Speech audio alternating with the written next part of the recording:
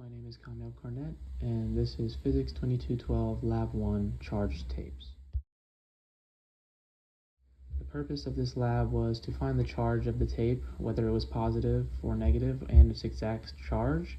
It's also to observe interactions with other tapes and objects. We are also supposed to find the amount of electrons the tape is missing or has a surplus of. Some of the findings include the magnitude of the electrical force, the charge in coulombs. We did find the charge of the tape is positive and how many electrons that it is deficient. Some things we observed in the lab were that the U-tape was attracted to our hands when hanging onto the table. It was attracted to the charged pen, and ultimately that's how we found that the U-tape's charge was positive. Some of the key concepts that we needed to solve this experiment was the gravitational force, which is essential in finding the force of the tape. We also needed the electrical force, and we assumed that these were equal to each other. Some other key assumptions include that our tapes are acting as point charges, and both tapes have the same charge. Our system is the tape we are trying to find the charge of, and our surroundings are made up of the other tape and gravity. As for the coding, these were some of the things that I inputted before doing calculations. The length of our tape was 20 centimeters.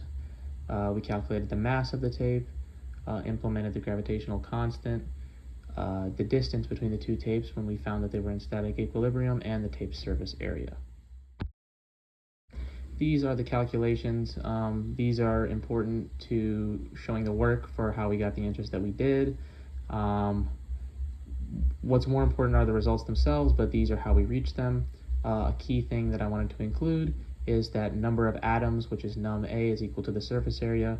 And then while they gave us that the length of the atom was 1e to the negative 10, solving for the area, you get the area of an atom is 1e to the negative 20. Results analyzed. On top, you can see the electrical force.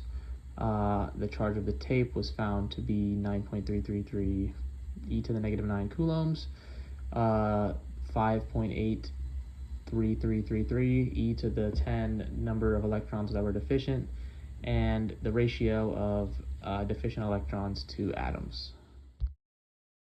For the discussion, we assumed that the net force was 0 because we are at static equilibrium, which allows us to set gravitational force equal to electric force. Some potential errors include the measurement. That would be the biggest source of error. For example, our method for measuring the distance between the two U-tapes was holding a ruler up to them and estimating about when they started floating.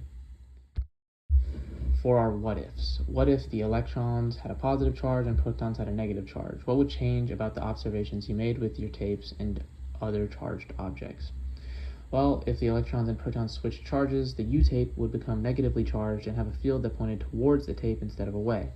However, if all charges were flipped, we would be seeing the exact same thing in our model between the two U-tapes and with our U-tape and pen.